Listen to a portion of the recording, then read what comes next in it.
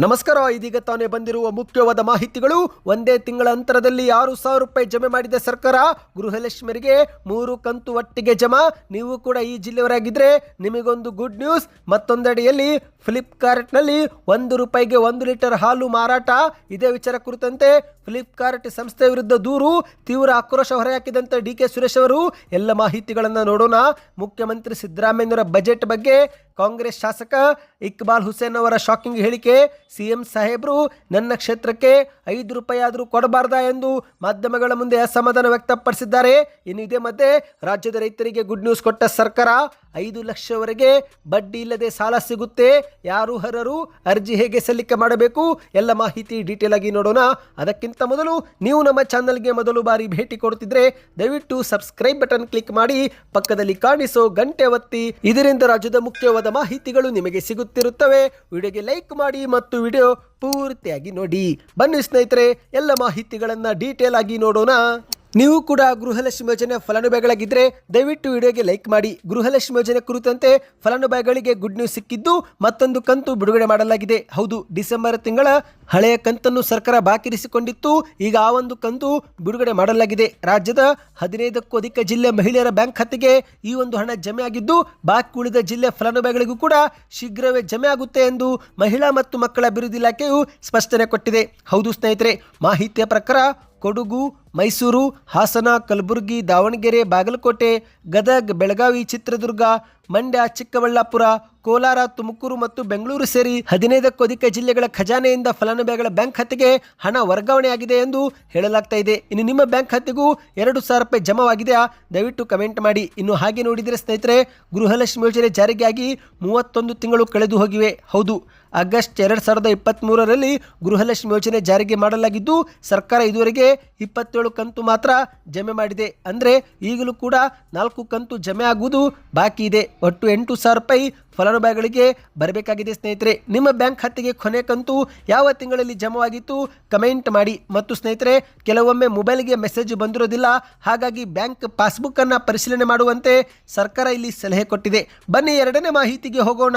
ಇಂದಿನ ದಿನದಲ್ಲಿ ಪ್ರತಿಯೊಬ್ಬರು ಆನ್ಲೈನ್ ಮೂಲಕ ವಸ್ತುಗಳನ್ನು ಖರೀದಿ ಮಾಡಲು ಮುಂದಾಗುತ್ತಾರೆ. ಇನ್ನು ಇತ್ತೀಚೆಗೆ ಆಹಾರ ಪದಾರ್ಥಗಳು ಕೂಡ ಆನ್ಲೈನ್ನಲ್ಲಿ ಸಿಗುತ್ತಿದ್ದು, ಈ ಮೂಲಕ ಅಂಗಡಿ ಮಾಲೀಕರಿಗೆ ಇದು ದೊಡ್ಡ ತಲೆನೋವಾಗಿ ಪರಿಣಮಿಸಿದೆ. ಆದರೆ ಸ್ನೇಹಿತರೆ, ಇದೀಗ ಫ್ಲಿಪ್ಕಾರ್ಟ್ನಲ್ಲಿ ರೈತರಿಗೂ ಕೂಡ ಶಾಕ್ ಕೊಡಲಾಗಿದೆ.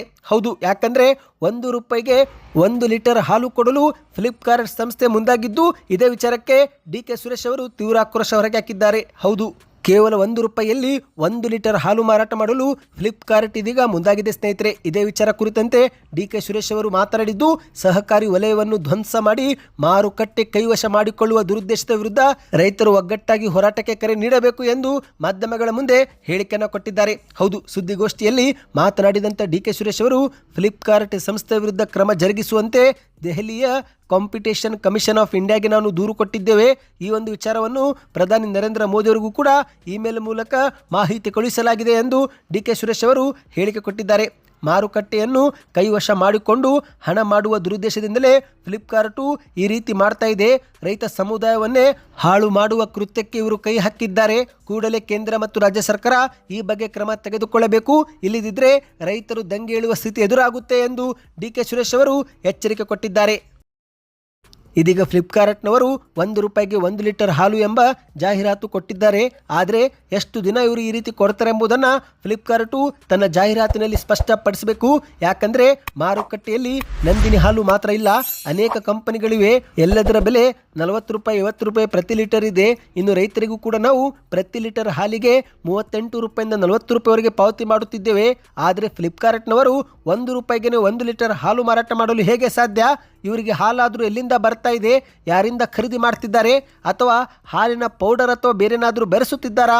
ಈ ಬಗ್ಗೆ ಸ್ಯಾಂಪಲ್ ತರಿಸಿ ಲ್ಯಾಬ್ನಲ್ಲಿ ಪರಿಶೀಲನೆ ಮಾಡಲು ಸೂಚಿಸಿದ್ದೇನೆ ಎಂದು ಡಿ.ಕೆ. ಸುರೇಶ್ ಅವರು ಹೇಳಿಕೆ ಕೊಟ್ಟಿದ್ದಾರೆ. ಸ್ನೇಹಿತರೆ, ಈ ಬಗ್ಗೆ ನಿಮ್ಮ ಅನಿಸಿಕೆಯನ್ನು ನೀವು ನಮಗೆ ಕಮೆಂಟ್ ಮಾಡಿ ತಿಳಿಸಿ. ಬನ್ನಿ ಇದೀಗ ಮತ್ತೊಂದು ಮಾಹಿತಿಗೆ ಹೋಗೋಣ.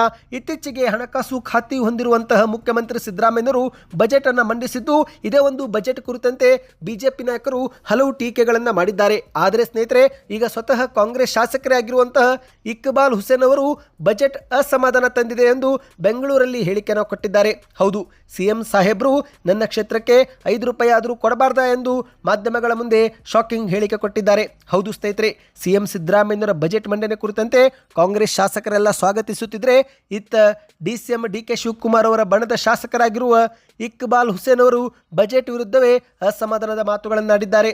ರಾಮನಗರದ ರಾಮದುರ್ಗ ಗ್ರಾಮದಲ್ಲಿ ಮಾತನಾಡಿದಂತೆ ಇವರು, ನನ್ನ ಕ್ಷೇತ್ರದ ಬಗ್ಗೆ ತೋಡಿಕೊಂಡ ನೋವಿಗೆ ನನಗೆ ಪ್ರತಿಫಲವೇ ಸಿಗಲಿಲ್ಲ.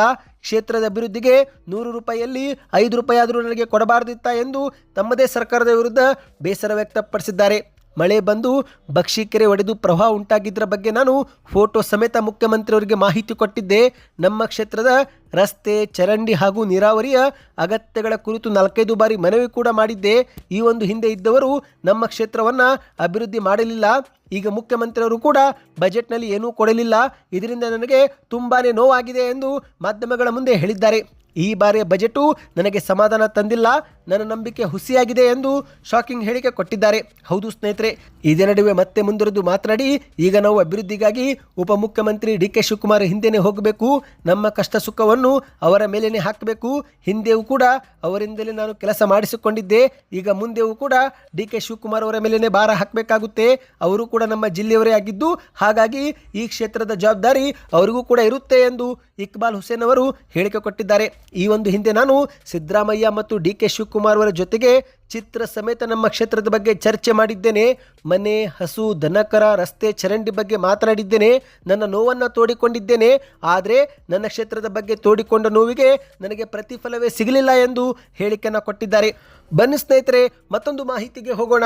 ನೀವು ಕೂಡ ರೈತರಾಗಿದ್ದರೆ ಕಮೆಂಟ್ನಲ್ಲಿ ರೈತ ಎಂದು ಕಮೆಂಟ್ ಮಾಡಿ. ಇದೀಗ ರಾಜ್ಯದ ರೈತರಿಗೆ ಭರ್ಜರಿ ಗುಡ್ ನ್ಯೂಸ್ ಸಿಕ್ಕಿದೆ. ಹೌದು ಸ್ನೇಹಿತರೆ, 5 ಲಕ್ಷವರೆಗೆ ಸಾಲ ಸೌಲಭ್ಯ ಘೋಷಣೆ ಮಾಡಲಾಗಿದ್ದು, ನೀವು ಇಲ್ಲಿ ಯಾವುದೇ ಬಡ್ಡಿ ಕಟ್ಟುವ ಅವಶ್ಯಕತೆ ಇಲ್ಲ. ಹೌದು, ಯಾಕಂದರೆ ಶೂನ್ಯ ಬಡ್ಡಿ ದರದಲ್ಲಿ 5 ಲಕ್ಷವರೆಗೆ ಸಾಲ ಕೊಡ್ತಿದ್ದಾರೆ. ರಾಜ್ಯದ ಬೆನ್ನೆಲುಬಾದ ರೈತರ ಆರ್ಥಿಕ ಸಬಲೀಕರಣಕ್ಕಾಗಿ ಈಗಾಗಲೇ ಸರ್ಕಾರ ಹಲವಾರು ಯೋಜನೆಗಳನ್ನು ಜಾರಿಗೆ ತಂದಿದ್ದು, ಈಗ ಇದೇ ಮಧ್ಯೆ ಕೃಷಿ ಚಟುವಟಿಕೆಗಳನ್ನು ಉತ್ತೇಜಿಸಲು ಸಹಕಾರಿ ಬ್ಯಾಂಕುಗಳ ಮೂಲಕ ನೀಡಲಾಗುವ ಶೂನ್ಯ ಬಡ್ಡಿ ಸಾಲದ ಮಿತಿಯನ್ನು 3 ಲಕ್ಷದಿಂದ 5 ಲಕ್ಷವರೆಗೆ ಏರಿಕೆ ಮಾಡಲಾಗಿದೆ. ಹಾಗಾಗಿ ಅರ್ಹ ರೈತರು ಇದರ ಸೌಲಭ್ಯ ಪಡೆದುಕೊಳ್ಳಬಹುದು. ಹೌದು ಸ್ನೇಹಿತರೆ, ಈ ಒಂದು ಹಿಂದೆ ಅಲ್ಪಾವಧಿ ಸಾಲಕ್ಕೆ ಶೂನ್ಯ ಬಡ್ಡಿ ದರ ಇತ್ತು. ಆಗ ಅದು 3 ಲಕ್ಷವರೆಗೆ ಪಡೆದುಕೊಂಡ ಸಾಲಕ್ಕೆ ಶೂನ್ಯ ಬಡ್ಡಿ ದರ ಎಂದು ಹೇಳಲಾಗ್ತಾ ಇತ್ತು. ಈಗ ಅದರ ಒಂದು ಮಿತಿಯನ್ನು ಏರಿಕೆ ಮಾಡಲಾಗಿದೆ. ಅಂದರೆ ಅಲ್ಪಾವಧಿ ಸಾಲ ಎಂಬ ಒಂದು ಅಡಿಯಲ್ಲಿ 5 ಲಕ್ಷವರೆಗೆ ಶೂನ್ಯ ಬಡ್ಡಿ ದರದಲ್ಲಿ ಸಾಲ ಪಡೆದುಕೊಳ್ಳಬಹುದು.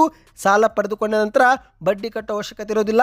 ಅಸಲನ್ನು ವಾಪಸ್ ಮಾಡಿದರೆ ಸಾಕು ಸ್ನೇಹಿತರೆ. ಇನ್ನು ಮಧ್ಯಮ ಮತ್ತು ದೀರ್ಘಾವಧಿಯ ಸಾಲದ ಮಿತಿಯೂ ಕೂಡ ಏರಿಕೆ ಮಾಡಲಾಗಿದೆ. 10 ಲಕ್ಷವರೆಗೆ ಮೊದಲು 3% ಬಡ್ಡಿ ದರದಲ್ಲಿ ಸಾಲ ಕೊಡ್ತಿದ್ರು. ಈಗ ಅದನ್ನು 15 ಲಕ್ಷಕ್ಕೆ ಏರಿಕೆ ಮಾಡಲಾಗಿದೆ. ಅಂದರೆ 15 ಲಕ್ಷದವರೆಗೆ ನೀವು 3% ಬಡ್ಡಿ ದರದಲ್ಲಿ ಮಾತ್ರ ಸಾಲ ಪಡೆದುಕೊಳ್ಳಬಹುದು. ಅಂದಹಾಗೆ ಸ್ನೇಹಿತರೆ, ಕೇವಲ ಕೃಷಿಗಾಗಿ ಮಾತ್ರ ಇಲ್ಲಿ ಸಾಲ ಕೊಡ್ತಿದ್ದಾರೆ. ಹೌದು, ಬೆಳೆ ಬೆಳೆಯಲು ಕೃಷಿ ಸಂಬಂಧಿತ ಚಟುವಟಿಕೆಗಳು, ನೀರಾವರಿ, ಭೂ ಅಭಿವೃದ್ಧಿ, ಪ್ಲಾಂಟೇಷನ್ ಅಥವಾ ಸಾವಯವ ಕೃಷಿ ಸೇರಿದಂತೆ ಇತರೆ ಪಶುಸಂಗೋಪನೆ, ಹೈನುಗಾರಿಕೆ, ಮೀನುಗಾರಿಕೆ, ರೇಷ್ಮೆ ಕೃಷಿ, ಕುರಿ, ಮೇಕೆ, ಕೋಳಿ ಸಾಗಾಣಿಕೆ, ಹೀಗೆ ಕೃಷಿ ಕ್ಷೇತ್ರಕ್ಕೆ ಮಾತ್ರ ಈ ಒಂದು ಸಾಲ ಕೊಡ್ತಿದ್ದಾರೆ. ಮತ್ತು ಸ್ನೇಹಿತರೆ, ಅರ್ಜಿದಾರರು ಡಿಸಿಸಿ ಅಥವಾ ಸಹಕಾರಿ ಬ್ಯಾಂಕ್ನಲ್ಲಿ ಸದಸ್ಯತ್ವ ಹೊಂದಿರಬೇಕು. ಮತ್ತು ಸ್ನೇಹಿತರೆ, ನೀವು ವಾಸವಿರುವಂತಹ ಸ್ಥಳ ಗ್ರಾಮ ಪಂಚಾಯಿತಿ ವ್ಯಾಪ್ತಿಯಲ್ಲಿನೇ ಸಾಲ ಪಡೆದುಕೊಳ್ಳಬೇಕು. ಅಂದರೆ ಬೇರೆ ಊರಿನ ಡಿಸಿಸಿ ಬ್ಯಾಂಕ್, ಕೃಷಿ ಪತ್ತಿನ ಸಹಕಾರಿ ಬ್ಯಾಂಕ್ನಲ್ಲಿ ಸಾಲ ಮಾಡಲು ಆಗೋದಿಲ್ಲ. ಆಧಾರ್ ಕಾರ್ಡ್ನಲ್ಲಿರುವ ವಿಳಾಸವನ್ನೇ ದೃಢೀಕರಣವಾಗಿ ಪರಿಗಣಿಸಲಾಗುತ್ತೆ ಮತ್ತು ಆಧಾರ್ ಕಾರ್ಡ್ ವಿಳಾಸದ ಪ್ರಕಾರವೇ ನಿಮ್ಮ ಊರಲ್ಲಿರುವ ಡಿಸಿಸಿ ಬ್ಯಾಂಕ್ ಅಥವಾ ಸಹಕಾರಿ ಬ್ಯಾಂಕ್ನಲ್ಲಿ ನೀವು ಸಾಲಕ್ಕೆ ಅರ್ಜಿ ಹಾಕಬಹುದು ಸ್ನೇಹಿತರೆ. ಮತ್ತು ರೈತರ ಇಲ್ಲಿ ಹಳೆಯ ಸಾಲ ಯಾವುದೂ ಕೂಡ ಇರಬಾರ್ದು. ಆಗ ಮಾತ್ರ ನಿಮಗೆ ಸಾಲ ಅಪ್ರೂವ್ ಆಗುತ್ತೆ. ಸಾಲ ಯೋಜನೆ ಬಗ್ಗೆ ಇನ್ನಷ್ಟು ಮಾಹಿತಿ ಬೇಕಂದ್ರೆ ಕಮೆಂಟ್ನಲ್ಲಿ ಸಾಲ ಸೌಲಭ್ಯ ಎಂದು ಕಮೆಂಟ್ ಮಾಡಿ ಸ್ನೇಹಿತರೆ. ಈ ಮಾಹಿತಿಗಳು ಇಷ್ಟವಾಯ್ತಾ? ವಿಡಿಯೋಗೆ ಲೈಕ್ ಮಾಡ್ತಾ ಚಾನಲ್ಗೆ ಸಬ್ಸ್ಕ್ರೈಬ್ ಮಾಡ್ಕೊಳ್ಳಿ.